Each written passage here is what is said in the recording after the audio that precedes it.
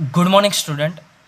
એબી school Navsari online video lecture સિરીઝમાં હું એમ એ ઝડફિયા બધા જ વિદ્યાર્થી મિત્રોનું હાર્દિક સ્વાગત કરું છું. આજના વિડીયો લેક્ચરમાં સ્વાધ્યાય 1.4ના પ્રશ્ન નંબર 2થી કન્ટિન્યુ કરીએ. એ પહેલાં આપણે દ્રિક ક્રિયા વિશે જે સમજેલા એને બેટા યાદ કરી લઈએ કે દ્રિક ક્રિયા વ્યાખ્યાયિત છે કે નહીં એ ચેક કરવા માટે એના પ્રદેશના કોઈ પણ ઘટકનું પ્રતિબિંબ એના સહપ્રદેશમાં હોવું જોઈએ.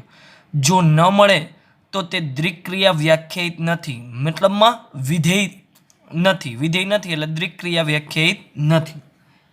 બીજું, સમક્રમી અને જૂથના નિયમ માટે બેટા આપણે ચેક કરીશું a બરાબર 1, b બરાબર 2 અને c બરાબર 3. ઓલવેઝ આ ત્રણ કિંમત લઈ અને ચેક કરીશું. જ્યારે દ્રિક ક્રિયા વ્યાખ્યાયિત છે કે નહીં એમાં પક્ષ મુજબ કિંમત અલગ પણ હોઈ શકે.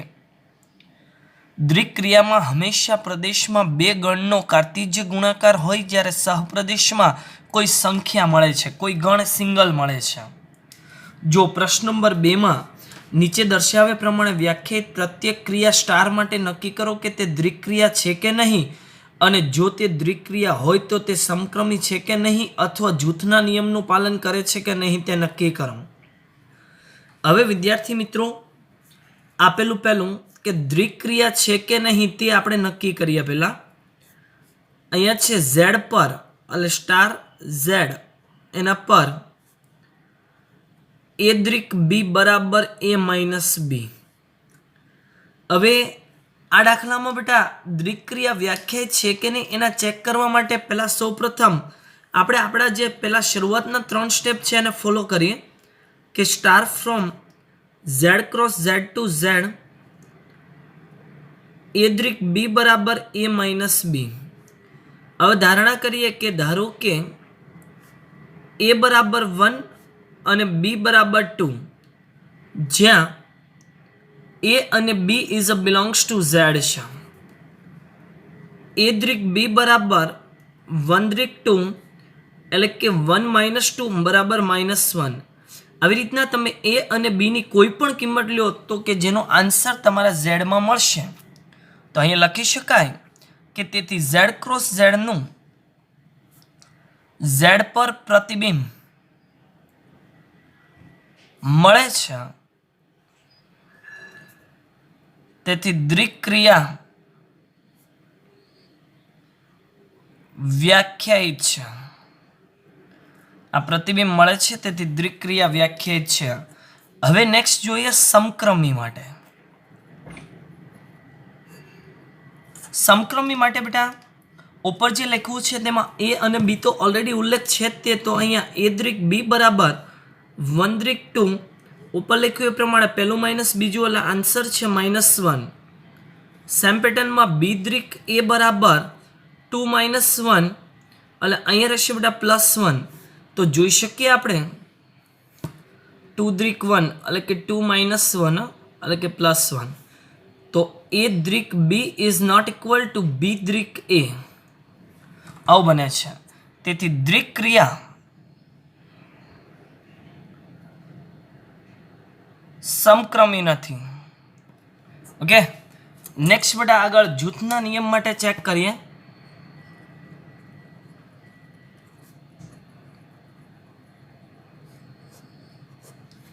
જૂથના નિયમ માટે c ની પણ જરૂર પડશે. તો અહીં c બરાબર 3 પહેલેથી ધારણા કરી જ દઈએ. તો અહીંયા લખું છું a દ્રિક b કૌંસમાં દ્રિક ઓફ c. તો અહીંયા 1 દ્રિક 2 દ્રિક 3. ચાલો આનો આન્સર તો ઓલરેડી તૈયાર છે. જો અહીંયા રહ્યું -1 દ્રિક 3, પહેલું માઇનસ બીજું એટલે આનો આન્સર બન્યો -4. હવે બેટા બીજામાં ચેક કરીએ તો a દ્રિક કૌંસમાં b દ્રિક c એટલે કે 1 દ્રિક કૌંસમાં 2 દ્રિક 3. તો 1 દ્રિક કૌંસમાં 2 માઇનસ 3 એટલે કે -1.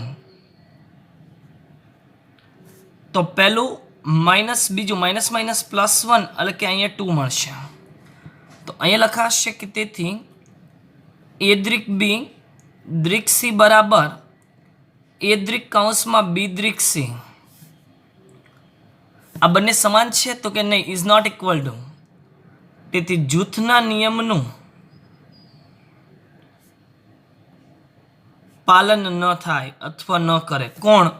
દ્રિક ક્રિયા. લખો, બાકી રહી ગયો શબ્દ. તેથી દ્રિક ક્રિયા જૂથના નિયમનું પાલન ન થાય. ક્લિયર? નેક્સ્ટ બેટા આગળ બીજો દાખલો જોવાની અંદર કે ક્યુ પર વ્યાખ્યાયિત એદ્રિક બી બરાબર AB + 1. ચાલો પહેલા કોમન સ્ટેપને આપણે બેટા લખી દઈએ કે દ્રિક from Q cross Q tends to Q એદ્રિક બી બરાબર AB + 1. ધારણા કરો કે ધારો કે A બરાબર 1, B બરાબર 2, C બરાબર 3, જ્યાં A, B, C belongs to Q. હવે ચેક કરીએ કે એદ્રિક બી બરાબર 1 દ્રિક 2 બંનેનો ગુણાકાર એટલે કે 2 + 1 એટલે કે 3 belongs to Q છે. તેથી એનું પ્રતિબિંબ તો મળે છે. તો અહીંયા લખાય કે તેથી Q ક્રોસ Q નું Q પર પ્રતિબિંબ છે. તેથી દ્રિક ક્રિયા વ્યાખ્યાયિત છે. હવે સમક્રમી અને જૂથના નિયમ માટે આપણે ચેક કરીએ. સમક્રમી માટે એદ્રિક બી બરાબર 1 દ્રિક 2 બંનેનો ગુણાકાર વત્તા 1 એટલે કે 3, બી દ્રિક એ બરાબર 2 દ્રિક એ બંનેનો ગુણાકાર વત્તા 1 એટલે કે 3, બંને ઇક્વલ સમક્રમી છે. જૂથના નિયમ માટે એદ્રિક બી એનો કાઉન્સ દ્રિક સી એટલે 1 દ્રિક 2 એનો કાઉન્સ દ્રિક 3 એટલે આનો આન્સર છે બેટા ઉપર મુજબ 3 દ્રિક 3 એટલે બંનેનો ગુણાકાર વત્તા 1 એટલે કે 10. એદ્રિક કાઉન્સમાં બી દ્રિક સી તો પહેલાં 2 અને 3 માટે બંનેનો ગુણાકાર વત્તા 1 એટલે કે 7 બની ગયા. 1 દ્રિક 7 માટે તો બંનેનો ગુણાકાર 7 + 1 એટલે કે 8. બંને અલગ અલગ એટલે જૂથના નિયમનું પાલન કરશે નહીં. સેમ પેટર્ન બેટા આગળ 3 નંબરનો દાખલો કે ક્યુ પર એદ્રિક બી બરાબર AB/2. પહેલાં તો બેટા 3 કોમન સ્ટેપ છે એના પ્રમાણે લખી દઈએ કે દ્રિક from Q cross Q tends to Q એદ્રિક બી બરાબર AB/2. ઓકે, હવે બેટા ધારણા કરી દઈએ કે ધારો કે A બરાબર 1, B બરાબર 2, C બરાબર 3, જ્યાં A, B અને C belongs to Q છે. હવે દ્રિક ક્રિયા વ્યાખ્યાત છે કે નહીં એના માટે તો એદ્રિક બી બરાબર શું કરવાનું? બંનેનો ગુણાકાર ભાગ્યા 2 એટલે કે 1 દ્રિક 2 બંનેનો ગુણાકાર એટલે કે 2 ભાગ્યા 2. આનો આન્સર બેટા 1 રહેશે. 1 belongs to Q છે. તેથી કોઈ પણ પ્રતિબિંબ તમે આવી રીતના બેટા લઈ શકો છો. તેથી અહીં લખી શકીએ ક્યુ ક્રોસ ક્યુનું ક્યુ પર પ્રતિબિંબ મળે છે.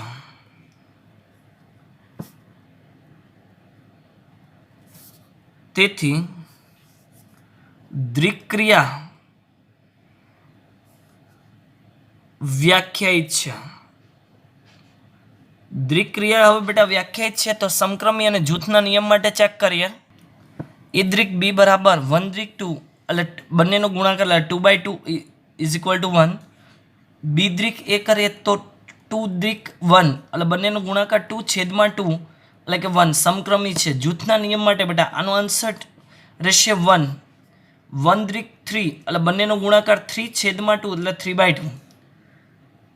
બી અને સી માટે લખું તો 2 દ્રિક 3 એટલે બંનેનો ગુણાકાર તો 6/2 2 કેન્સલ એટલે 3 વધે એટલે 1 દ્રિક 3 જ મળે. અહીંયા પણ એનો આન્સર 3/2 જ થાય બેટા. એટલે અહીંયા જૂથના નિયમનું પણ પાલન થાય છે. આ છે જૂથનો નિયમ માટે. નેક્સ્ટ 4 નંબર દ્રિક Z પ્લસ પર એદ્રિક બી બરાબર 2ab. ચાલો સૌપ્રથમ દ્રિક from Z plus cross Z plus tends to Z plus એદ્રિક બી બરાબર 2ab. ધારો કે A બરાબર 1, B બરાબર 2, C બરાબર 3, જ્યાં A, B, C is a belongs to Z plus. હવે બેટા આપણે કિંમત મુજબ આપણે જો લખીએ કે દ્રિક ક્રિયા વ્યાખ્યાયિત છે કે નહીં, તો એના માટે અહીંયા રહેશે એ દ્રિક બી બરાબર 2 એટલે કે 1 દ્રિક 2 બંનેનો ગુણાકાર 1 અને 2 એટલે કે 2 એટલે કે 4 is a belongs to Z plus. આવી જ રીતના તમે ઝેડ પ્લસમાંથી કોઈ પણ કિંમત લઈ શકો, આન્સર બેટા ઝેડ પ્લસમાં જ રહેશે. ક્લિયર? તો અહીંયા બેટા આપણે લખી શકીએ કે તેથી ઝેડ પ્લસ ક્રોસ ઝેડ પ્લસનું ઝેડ પ્લસ પર પ્રતિબિંબ છે. તેથી દ્રિક ક્રિયા વ્યાખ્યાયિત છે. હવે બેટા સમક્રમી અને જૂથના નિયમ માટે ચેક કરીએ. જો સમક્રમી એ દ્રિક બી બરાબર 1 દ્રિક 2 એટલે 2 ની ઘાતમાં બંનેનો ગુણાકાર એટલે 2 એટલે કે 4. બી દ્રિક એ બરાબર 2 દ્રિક 1 2 ની ઘાતમાં બંનેનો ગુણાકાર 2 એટલે કે 4. બંને સરખા સમક્રમી છે જૂથના નિયમ માટે. કાઉન્સનો આન્સર તો બેટા ઓલરેડી 4 મળી ગયો. 4 દ્રિક 3 2 ની ઘાતમાં બંનેનો ગુણાકાર 4 3 ને 12. હવે બી અને સી માટે તો 2 ની ઘાતમાં રહેશે બેટા 6 2 અને 3 નો ગુણાકાર 2 ની 6 ઘાત એટલે કે 64. હવે 2 ની ઘાતમાં 1 ગુણ્યા 64 એટલે 2 ની ઘાતમાં 64. તમે જોઈ શકો બેટા બંને છે, બંને એ અલગ અલગ છે. જો બંને અલગ અલગ હોય તો જૂથના નિયમનું પાલન કરશે નહીં. તો અહીંયા લખશું બેટા દ્રિક ક્રિયા જૂથના નિયમનું પાલન નહીં કરે. નેક્સ્ટ બેટા આગળ 5 નંબર કે ઝેડ પ્લસ પર એ દ્રિક બી બરાબર એ રેસ ટુ બી. આપણા જે કોમન સ્ટેપ છે એને આપણે ધારણા કરી દઈએ કે દ્રિક from Z plus cross Z plus tends to Z plus A દ્રિક બી બરાબર એ રેસ ટુ બી. ધારો કે એ બરાબર 1 બી બરાબર 2 સી બરાબર 3 જ્યાં A comma B comma C is a belongs to Z plus. હવે દ્રિક ક્રિયા વ્યાખ્યાયિત માટે લખીએ તો એ દ્રિક બી બરાબર 1 દ્રિક 2 તો પહેલાની ઘાતમાં બીજું એટલે 1 ની ઘાતમાં 2 એટલે આન્સર બેટા એક જ રહે. 1 is a belongs to Z plus થાય. તો આ પ્રમાણે કહી શકાય કે ઝેડ પ્લસ ક્રોસ ઝેડ પ્લસનું ઝેડ પ્લસ પર પ્રતિબિંબ છે. તેથી દ્રિક ક્રિયા વ્યાખ્યાયિત છે. હવે સમક્રમી અને જૂથના નિયમ માટે ચેક કરીએ. એ દ્રિક બી બરાબર 1 દ્રિક 2 એટલે પહેલાની ઘાતમાં બીજું એટલે 1 ની ઘાતમાં 2 એટલે 1. ચેન્જ કરીએ બી દ્રિક એ બરાબર 2 દ્રિક 1 તો 2 ની ઘાતમાં 1 એટલે કે 2. તમે જોઈ શકો છો બંનેની કિંમત એક સરખી નથી એટલે દ્રિક ક્રિયા એ સમક્રમી નથી. એ દ્રિક બી દ્રિક સી એટલે આનો આન્સર તો બેટા આગળ બનાવ્યો તો દ્રિક 3 એટલે પહેલાની ઘાતમાં 3 1 ની ઘાતમાં 3 એટલે આન્સર 1. એ દ્રિક કૌંસમાં બી દ્રિક સી બરાબર એ દ્રિક કૌંસમાં 2 દ્રિક 3 એટલે 2 ની ઘાતમાં 3 એટલે કે 8. આની દ્રિક ક્રિયા તો 1 ની ઘાતમાં 8 એટલે કે 1. બંને સરખા તો જૂથના નિયમનું પાલન કરશે. છેલ્લો દાખલો 6 નંબર કે દ્રિક r -1 પર એ દ્રિક બી બરાબર એના છેદમાં બી પ્લસ 1. આપણા સ્ટેપ કોમન. હવે આને ચેક કરું તો એ દ્રિક બી બરાબર અહીંયા હું લખું છું બેટા કે 1 દ્રિક 2 એટલે આ ગુજરાતીમાં શું કહેવા માંગે કે પહેલાના છેદમાં બીજું વત્તા 1. તો અહીંયા લખાય 1 ના છેદમાં 2 પ્લસ 1 એટલે કે 1/3. 1/3 is a belongs two r -1 પર છે. તો અહીં લખી શકીએ કે તેથી r -1 ક્રોસ r -1 નું r -1 પર પ્રતિબિંબ છે. તેથી દ્રિક ક્રિયા વ્યાખ્યાયિત છે. હવે સમક્રમી માટે આપણે બેટા ચેક કરીએ અને જૂથના નિયમ માટે. એ દ્રિક બી બરાબર 1 દ્રિક 2 આગળ જેમ ગણતરી કરી તેમ 1/3. બી દ્રિક એ બરાબર 2 દ્રિક 1 એટલે પહેલું છે 2 તો 2ના છેદમાં બીજું વત્તા 1 એટલે 2 2/2 એટલે 1 સરખા નથી એટલે સમક્રમી નથી. જૂથના નિયમ માટે આનો સ્ટાર આપણો કૌંસ છે એનું 1/3 આનો 3 છે. હવે પહેલાના છેદમાં એટલે 1/3ના છેદમાં બીજું વત્તા 1 એટલે 4 3 છેદમાં આવે એટલે 12. અહીંયા કૌંસની ક્રિયા કરું તો 2ના છેદમાં 3 વત્તા 1 એટલે 4 બબ્બે કેન્સલ 1ના છેદમાં 2 રહેશે.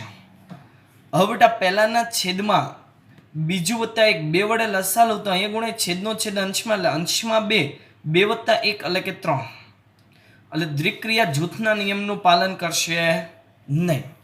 ક્લિયર? એટલે આ થયા બેટા બેઝિક દાખલા કે જે દ્વિક્રિયા વ્યાખ્યાયિત છે અથવા સમક્રમી છે, જૂથના નિયમનું પાલન કરે છે કે નહીં. હવે દ્વિક્રિયા રિલેટેડ આપણે છેલ્લો થિયોરિટિકલ ટોપિક જોવાનો છે કે તટસ્થ ઘટક, વ્યસ્ત ઘટક અને ક્રિયા કોષ્ટક. એમાં જોઈએ બેટા તટસ્થ ઘટક. તટસ્થ ઘટક સંખ્યાઓની ભાષામાં બેટા જો હું વાત કરું તો સરવાળા માટેનો તટસ્થ ઘટક જેમ 0 છે, ગુણાકાર માટેનો તટસ્થ ઘટક જેમ 1 છે, તેમ દ્વિક્રિયા માટેનું પણ તટસ્થ ઘટક આપણે મેળવી શકીએ. તો દ્વિક્રિયા માટેના તટસ્થ ઘટક આપણે યાદ રાખીએ કે બે સંખ્યાનું જો હું કોઈ દ્વિક્રિયા કરું અને એમાંનો એક તટસ્થ ઘટક હોય તો આન્સર મને કોઈ બીજી સંખ્યા છે તે મળવો જોઈએ. એટલે વ્યાખ્યા રિલેટેડ જોઈએ કે જો આપેલ દ્વિક્રિયા star from a cross a tends to a માટે કોઈ ઘટક E belongs to A અસ્તિત્વ ધરાવે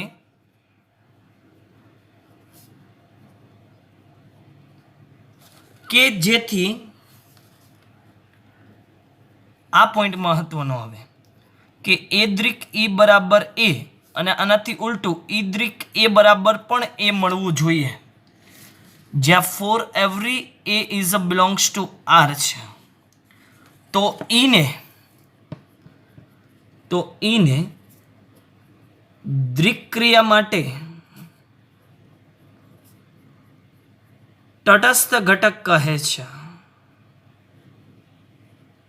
ક્લિયર?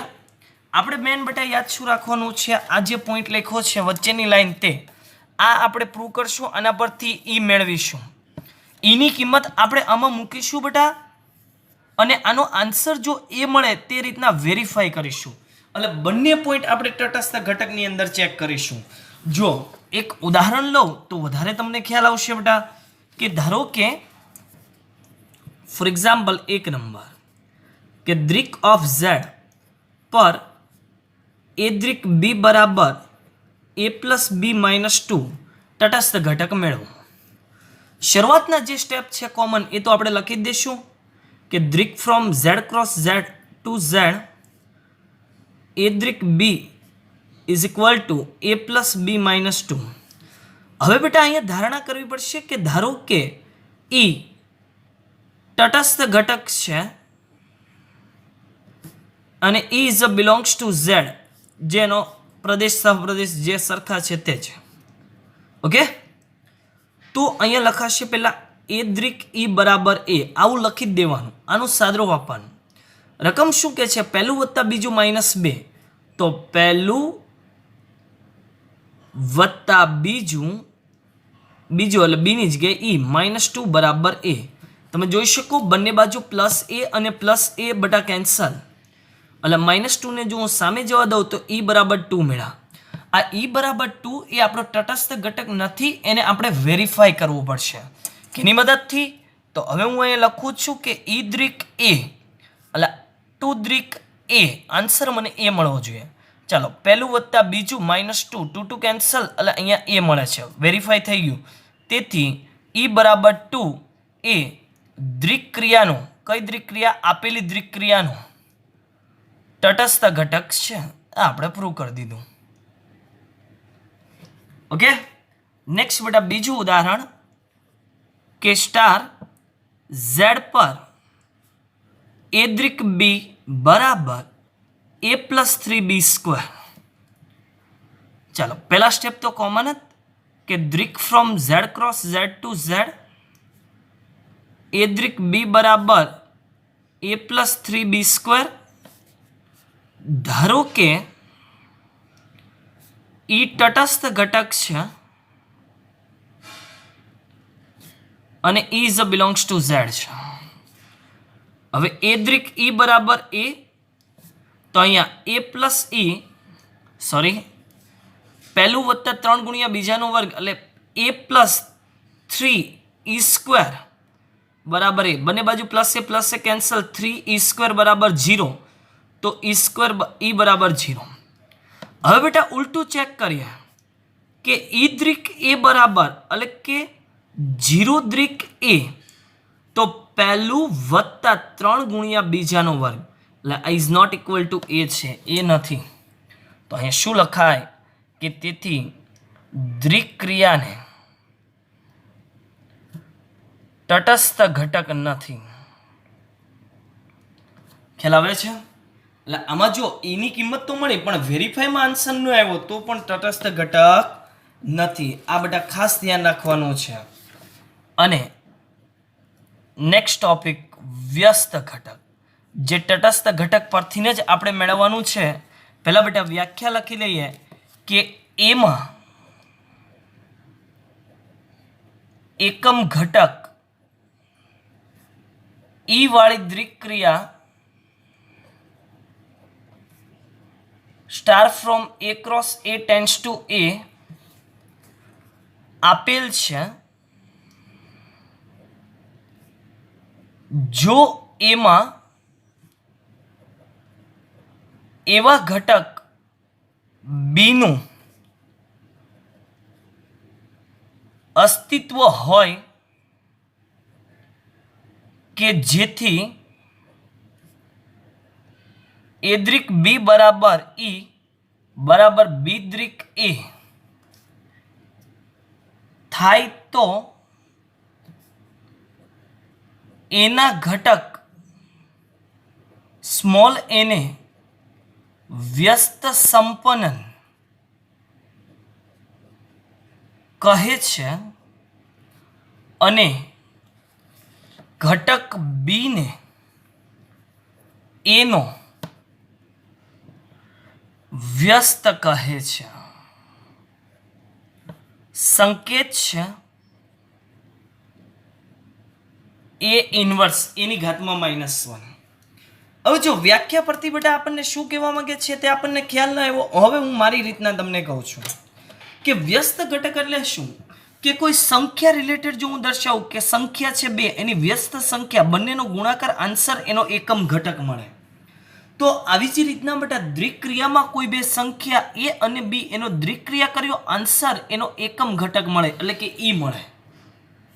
તો આ જે બી છે બી, આ બીને એનો વ્યસ્ત ઘટક કહે એવું વ્યાખ્યા કહેવા માંગે છે. ક્લિયર? તો તમારે વ્યસ્ત ઘટક માટે બેટા ફોર્મેટ શું યાદ રાખીશું આપણે કે એ દ્રિક બી બરાબર ઈ, રકમમાંથી બીને કરતા બનાવીશું એટલે આપણો આન્સર આવી જાય. તટસ્થ ઘટક માટે શું યાદ રાખશું, એ દ્રિક ઈ બરાબર એ બરાબર ઈ દ્રિક એ. ક્લિયર? હવે જો વ્યસ્ત ઘટક માટે એક ઉદાહરણ લઈને સમજીએ. આગળ જે તટસ્થ ઘટકમાં ઉદાહરણ લીધું તો એ જ ઉદાહરણને કન્ટિન્યુ કરીએ કે દ્રિક Z પર એ દ્રિક બી બરાબર a+b-2. હવે બેટા જો વ્યસ્ત ઘટકનો દાખલો હોય તો તમારે તટસ્થ ઘટક તો મેળવવું જ પડશે કેમ કે એની જરૂર છે સૂત્રમાં. એટલે ફરી વખત આગળના દાખલાને હું રિપીટ કરું છું. દ્રિક from Z cross Z to Z, A દ્રિક બી બરાબર a+b-2. ધારો કે ઈ તટસ્થ ઘટક છે જ્યાં E is belongs to Z. A દ્રિક E બરાબર A, તો a+e-2 બરાબર A, એ કેન્સલ, -2 સામે એટલે +2. વેરીફાઈ ઈ દ્રિક A બરાબર 2 દ્રિક A એટલે કે 2+a-2 આન્સર મળે છે A. તેથી E બરાબર 2 એ તટસ્થ ઘટક છે. હવે બેટા વ્યસ્ત ઘટક માટે જો તટસ્થ ઘટક મળે તો જ વ્યસ્ત ઘટકનું અસ્તિત્વ છે. હવે વ્યસ્ત ઘટક માટે ચાલો એ દ્રિક બી બરાબર એ, તો a પ્લસ બી -2 બરાબર 2. બીને કરતા બનાવવાના આમાંથી -2 સામે ગયા +2, તો a પ્લસ 2 a પ્લસ બી બરાબર 4. બીને કરતા બનાવો તો b બરાબર 4 - a રહેશે. કે આથી વ્યસ્ત ઘટક એટલે એ ઇન્વર્સ બરાબર 4 - a. આ બેટા આપણો ફાઇનલ આન્સર છે. આવી જ રીતના જો કોઈ તટસ્થ ઘટક ન મળે તો એના વ્યસ્ત ઘટકનું અસ્તિત્વ નથી. એટલે આપણે નોટ કરીને જ બેટા હું લખી દઉં. જો નોટ કરીને લખું, જો દ્વિક્રિયા માટે